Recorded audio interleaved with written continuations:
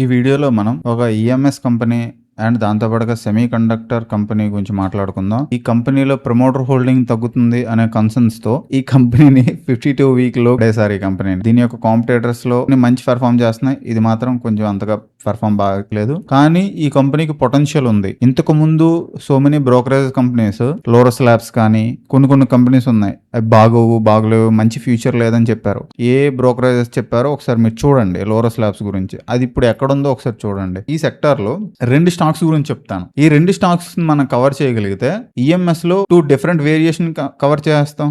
ఈ కంపెనీ గురించి అయితే ఇప్పుడు రైల్వేకి సంబంధించిన కవచ్ సిస్టమ్ లో కవర్ చేస్తుంది, సెమీ కండక్టర్స్ కవర్ చేస్తుంది, డిఫరెంట్ సెగ్మెంట్స్ కవర్ చేస్తుంది ఈ కంపెనీ. ఇప్పుడు కంపెనీ యొక్క నెంబర్స్ చూసినట్లయితే ఈ కంపెనీలో ప్రమోటర్ హోల్డింగ్ అనేది 53.5% గా ఉన్నారు. ఎఫ్ఐఎస్ హోల్డింగ్ అనేది నియర్ 6% గా ఉన్నారు. ఎఫ్ఐఎస్ హోల్డింగ్ చాలా బాగా తగ్గింది అండ్ డిఎస్ హోల్డింగ్ కూడా చాలా బాగా తగ్గింది. ఇదే కన్సర్న్ గా చూపించారు.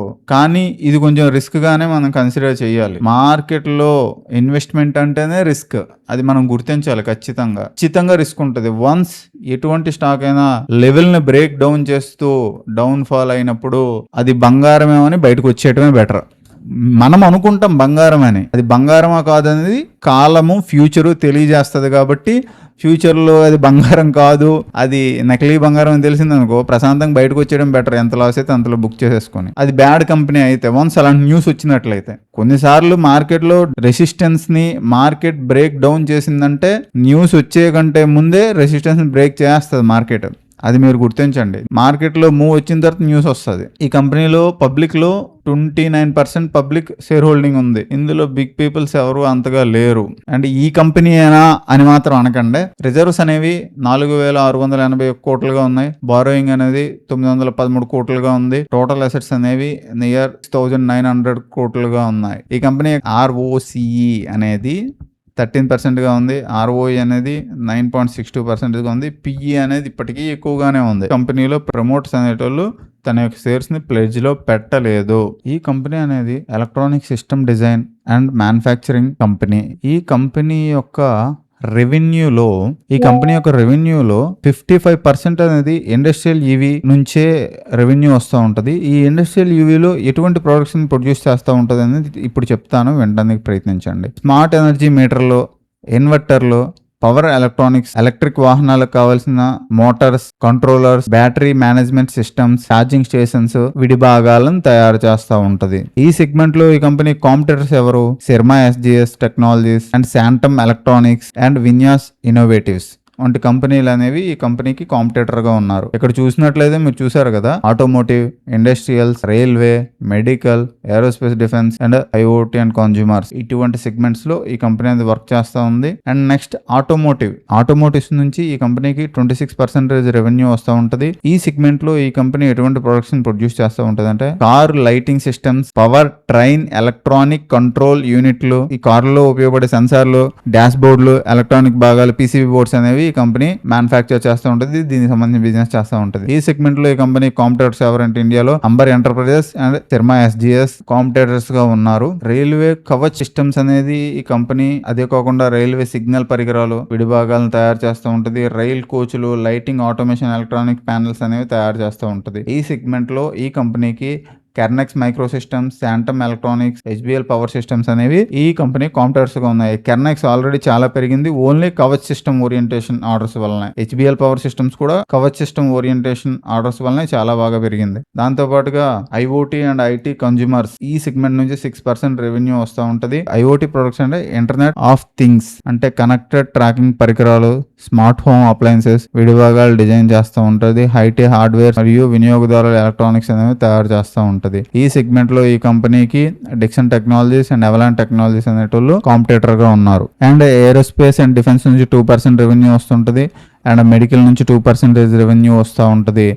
ఈ సెగ్మెంట్ లో కూడా సైన్ DLM, డేటా ప్యాటర్న్స్, శాంటమ్ ఎలక్ట్రానిక్స్ వంటి కంపెనీస్ ఈ కంపెనీకి కాంపిటేటర్ గా ఉన్నారు. రెవెన్యూ చాలా తక్కువ వస్తుంది ఈ సెగ్మెంట్ నుంచి. ఈ కంపెనీకి హై రెవెన్యూ సెగ్మెంట్ ఏంటంటే ఇండస్ట్రియల్ ఈవీస్ అండ్ ఆటోమోటివ్స్ లో ఈ కంపెనీకి హై రెవెన్యూ సెగ్మెంట్స్ గా మనం కన్సిడర్ చేయొచ్చు.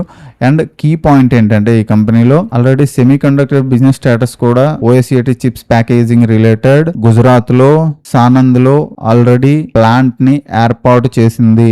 వన్స్ ఆ ప్లాంట్ స్టార్ట్ అయిన తర్వాత అక్కడ నుంచి రెవెన్యూ వచ్చేటప్పుడు ఇది సెమీ కండక్టర్ ఓరియంటెడ్ కంపెనీ కూడా అవుద్ది. కానీ ఇప్పటి వరకు ఈ కంపెనీకి ఆ సెమీ కండక్టర్ ఓరియంటెడ్ ప్లాంట్ నుంచి ఎటువంటి రెవెన్యూస్ రావట్లేదు కాబట్టి రెవెన్యూస్ లో మనం ఆ విషయం అనేది మాట్లాడుకోలేదు.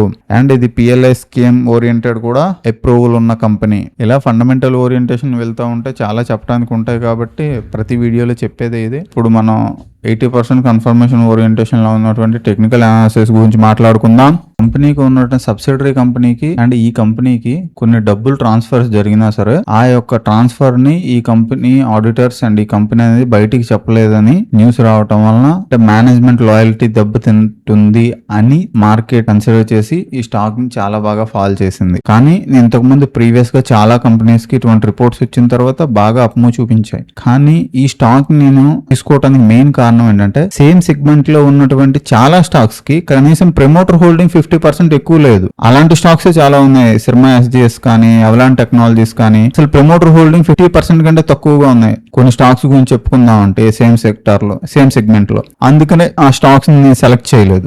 ఎప్పుడైతే ఈ స్టాక్ అనేది ఈ యొక్క ఎల్లో లైన్ ని బ్రేక్ డౌన్ చేసినట్లయితే ఖచ్చితంగా ఈ ఎల్లో లైన్ ని, ఎల్లో కాదు ఇక్కడ స్ట్రాంగ్ లైన్ ని పెడదాం, స్టాక్ బ్రేక్ చేసినట్లయితే ఈ లైన్ ఆర్ ఈ లైన్ ఈ జోన్ ని బ్రేక్ చేస్తే మాత్రం జోన్ ని బ్రేక్ చేస్తే బయటకు వచ్చేయండి. వన్స్ మీరు ఎప్పుడైనా సరే, అర్థమైందా? మెయిన్ థింగ్ వన్స్ ఈ కంపెనీ అనేది ఈ లో నుంచి ఇంతవరకు వెళ్ళేటప్పుడు 150% ఈ యొక్క బాటమ్ ని ఒక కప్ అండ్ హ్యాండిల్ ప్యాటర్న్ తోనో లేకపోతే ఇన్వర్టెడ్ హెడ్ అండ్ షోల్డర్ గాను ఏదో ఒకటి ఏర్పడవచ్చు. అప్పుడు దీని గురించి మాట్లాడుకుందాం. ఎందుకంటే లో లెవెల్లో ఉంది. మెయిన్ థింగ్ ఏంటంటే ఇదే విధంగా న్యూస్ వచ్చి హై లెవెల్లో ఉంటే మనం దీంట్లో ఎప్పుడూ ఆపర్చునిటీస్ చూడకూడదు. కానీ లో లెవెల్లో ఉంది. ఈ స్టాక్స్ లో నేను ఎటువంటి రికమెండేషన్ అయితే ఇవ్వట్లేదు. యాజ్ ఎ వెల్ విషర్ ఒక మంచి స్టాక్స్ ని వెతికి ఇవ్వటం కోసం నా ఎక్స్పీరియన్స్ మొత్తం ఉపయోగించి మీకు నా నాలెడ్జ్ ని షేర్ చేయడం కోసం నేను ప్రయత్నిస్తున్న ఒక ప్రయత్నం మాత్రమే. ఈ వీడియోని షేర్ చేయడానికి ప్రయత్నించండి. మీ ఫ్యామిలీ మెంబర్స్ కైనా మీ ఫ్రెండ్స్ కైనా నా అనాలిసిస్ నచ్చినట్లయితే లైక్ చేయండి, కామెంట్ చేయండి, సబ్స్క్రైబ్ చేయండి. Thank you so much. Bye bye.